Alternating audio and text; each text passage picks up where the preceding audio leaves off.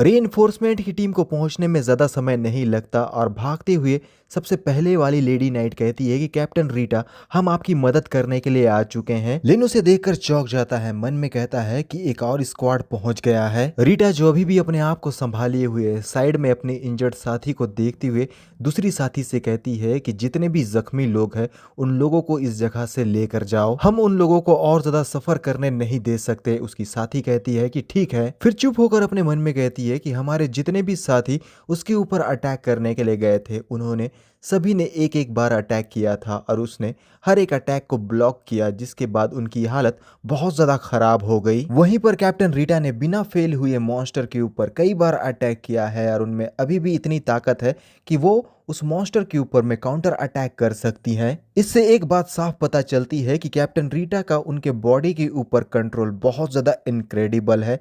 ऐसे कैसे इनक्रेडिबल है? इनक्रेडिबल तो हल्क है। रीटा मन में कहती है, हाई स्पीड मूवमेंट स्किल इस्तेमाल करने से भारी मात्रा में माना कंजम्पशन होता है। ये सब कुछ बिल्कुल भी ठीक नहीं है। मैजिक बैकलैश की वजह से मेरी हालत खराब हो रही है। अपने साथियों से कहती है कि मेरा माना धीरे धीरे अब कम होता जा रहा है, मैं अब शायद 2 या 3 बार ही अटैक कर सकती हूँ, उससे ज्यादा नहीं। तो अगला अब जो भी अटैक मैं करूंगी वो बहुत ज्यादा खतरनाक होगा। तुम लोग कंटिन्यूअसली उसके ऊपर अटैक करते रहो और उसे इतना ज्यादा फोर्स करो कि मुझे एक ओपनिंग मिल जाए, तब मैं अपने तलवार से उसके दिल को चीर डालूंगी। लेडी नाइट्स कहते हैं कि ठीक है कैप्टन, हम आपकी बात को अच्छे से समझ गए हैं और सारे के सारे लेडी नाइट्स एक ही साथ अटैक करने के लिए लिन के तरफ आगे बढ़ जाते हैं। लेकिन रीटा अभी भी अकेले वहीं पीछे में ही रुकी हुई है क्योंकि वो लिन के ऊपर में ज्यादा अटैक नहीं कर सकती। लेकिन जो अटैक वो करेगी वो अटैक बिल्कुल भी मामूली नहीं होगा। इसके बावजूद भी उसकी हालत बहुत ज्यादा खराब है, उसका पूरा बॉडी पैर कांपने लगा है।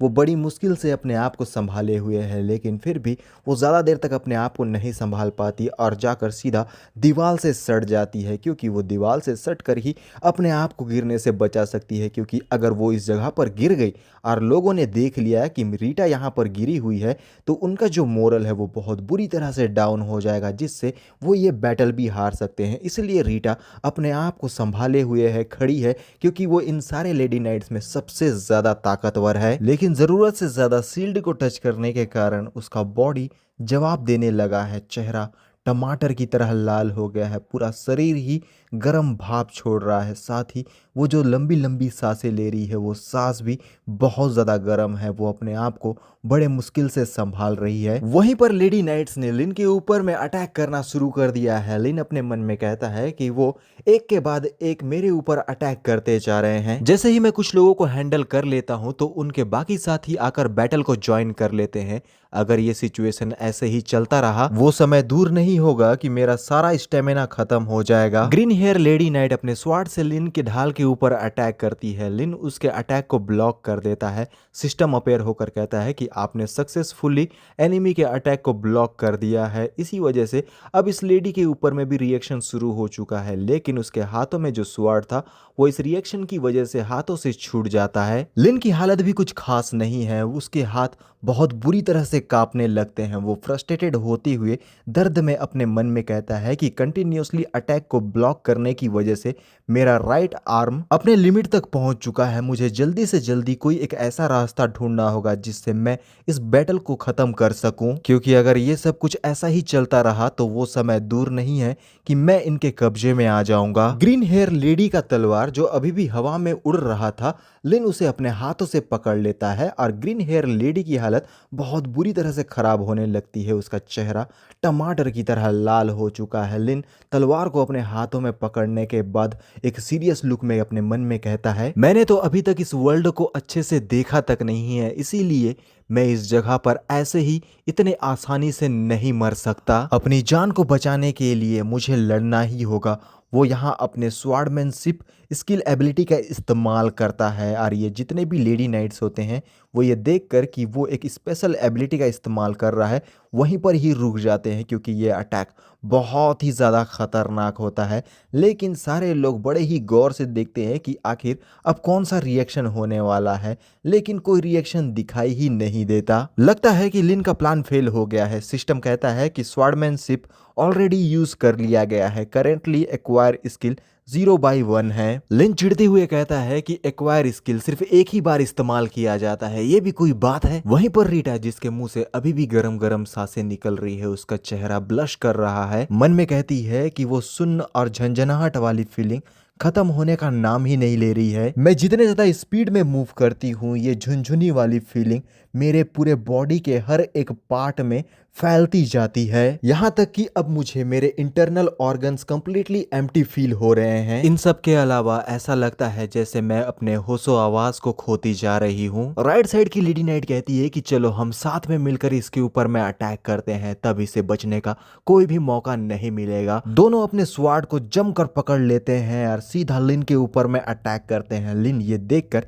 कंफ्यूज हो जाता है कि आखिर अब उसे सबसे पहले किससे डील करना चाहिए। एक हाथ में ढाल है, दूसरे हाथ में तलवार है, एक के ऊपर अटैक कर सकता है, दूसरे को वो रोक सकता है। रीटा अपने मन में कहती है कि ऐसा पहली बार हुआ है 17-18 सालों में, मेरे पूरे जिंदगी में मेरे साथ आज से पहले ऐसा कभी भी नहीं हुआ था कि किसी मैजिकल बीस्ट ने मुझे मेरे लिमिट तक पहुंचाया हो। राइट साइड वाली लेडी नाइट जैसे ही अपने स्वार्ड से लिन के ऊपर अटैक करती है, वो अपने ढाल को आगे करके उसके अटैक को वहीं पर ही ब्लॉक कर देता है, और जैसे ही लेफ्ट वाली अपने स्वार्ड से लिन के ऊपर अटैक करती है तो वो अपने स्वार्ड को सामने करते हुए उसके स्वार्ड अटैक को वहीं पर ब्लॉक करता है। सारे के सारे लोग पूरी ताकत लगा रहे हैं, लिन भी पूरा ताकत लगा रहा है, लेकिन कौन जीतेगा कौन हारेगा पता नहीं। लिन स्ट्रगल करता हुआ दिखाई देता है और यहाँ रीटा बहुत ज्यादा ब्लश करते हुए मन में कहती है, लेकिन जिस उद्देश्य के लिए हमने अपने आप को इतने लंबे समय तक ट्रेन किया था,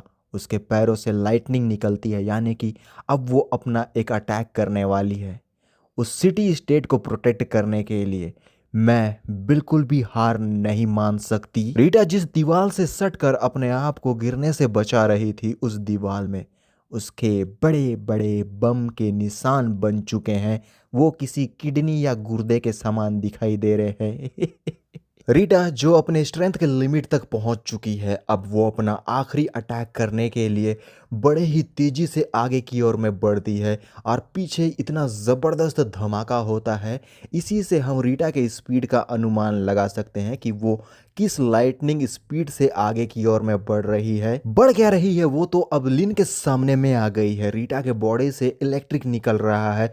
वो एक सीरियस लुक में लिन को देखती है और उसके राइट हैंड में तलवार है, यानी कि अब लिन के ऊपर में भारी भरकम अटैक होने वाला है। लिन जो अभी भी इन दो लेडीज के अटैक को ब्लॉक किए हुए है, इसी वजह से अब रीटा को यहाँ पर एक ओपनिंग मिल गया है जहां वो अटैक करके लिन को डिफीट कर सकती है और अपने मन में कहती है, इसमें कोई शक नहीं है कि इस बार मेरे तलवार का हमला उसके सीने को चीर देगा और ना ही अब वो मेरे हाथों से बचने वाला है। लिन घबरा जाता है क्योंकि रीटा जस्ट उसके मुंह के सामने में आ चुकी है और जैसे ही अटैक करेगी तो लिन को मौका मिलेगा ही नहीं किसी तरह से उसके अटैक को ब्लॉक करने के लिए। लेकिन जैसे ही रीटा लिन को बड़े ही गौर से देखती है, लिन के चेहरे में एक अलग ही ग्लो उसे नजर आता है। चारों तरफ pink pink pink pink pink pink colour की लाइटनिंग दिखाई देती है। ये तो प्यार का सिंबल है पगले, पहला पहला प्यार है, पहली पहली बार है। ओ मेरा पुक्की पुच्चू। रीटा अटैक करने से पहले ही जो बहुत ज्यादा सीरियस दिखाई दे रही थी, लेकिन अब उसके चेहरे में लाल लाल टमाटर जैसे ब्लशिंग होना शुरू हो गया है। वो बिना नजर हटाए लिन को ही देख रही है। फिर उसे याद आता है कि वो तो बैटल कर रही है। वो अपनी आंखों को बंद करते हुए कहती है कि ये मेरे साथ में क्या हो रहा है। आखिर ऐसे हालातों में मैं कैसे भूल सकती हूँ कि मैं बैटल के बीच में हूँ और मेरा ध्यान ऐसे कैसे भटक सकता है। वहीं पर लिन को मौका मिल गया है। वो इन दोनों लेडी नाइट्स को ओवरपावर करते हुए पीछे के तरफ में ढकेल देता है। जो ओपनिंग अभी तक यहाँ रीटा को मिला था, वो ओपनिंग अब बंद होने वाला है। लेकिन रीटा का स्वॉर्ड लिन के बहुत ही ज्यादा नजदीक पहुंच गया है। रीटा ब्लश करती हुए अभी भी अपनी आंखों को बंद किए हुए मन में कहती कहती है कि एक मूवमेंट के लिए जैसे ही मैंने इस मैजिकल बीस्ट की आंखों में देखा, मैं न जाने क्यों पैनिक कर गई। रीटा का तलवार जैसे ही लिन के नजदीक पहुंचता है, लिन अपने ढाल को सामने कर देता है। अब रीटा का स्वॉर्ड सीधा इस ढाल से टकराएगा और फिर से रिएक्शन शुरू होने वाला है। और रीटा अपने मन में कहने लगती है कि मुझे ऐसा महसूस हो रहा है कि मैंने अटैक को मिस कर दिया। ऐसा इसलिए हुआ क्योंकि कुछ पल के लिए मैं वहीं पर ही जम गई थी। अगर मेरा रिएक्शन सही टाइम पर होता तो शायद ये अटैक उसे लग जाता। कुछ अजीब सा होता है, रीटा के शरीर से जो लाइटनिंग निकल रही थी उसकी मात्रा अब और ज्यादा बढ़ने लगी है। वो अपनी स्पीड को और भी ज़्यादा तेज कर देती है। मैं पहले ही बता दूं कि अभी तक रीटा का तलवार लिन के ढाल से नहीं लगा है और रीटा अपना पूरा ताकत इस्तेमाल करते हुए लिन के ऊपर अटैक करने के लिए आगे बढ़ जाती है। उसका तलवार अब इस बार लिन के ढाल से टकरा जाता है। देखना यह है क्या ये तलवार का वार हमारा लिन हैंडल कर पाएगा या नहीं। रीटा मन में कहती है कि बेशक मेरा ये हमला तुम्हें जान से नहीं मार पाएगा, लेकिन फिर भी ये अटैक तुम्हारे बॉडी को बहुत बुरी तरह से जख्मी कर देगा। वहीं पर लिन अभी भी डटा हुआ है। क्या होगा, क्या ढाल जीतेगा या तलवार जीतेगा,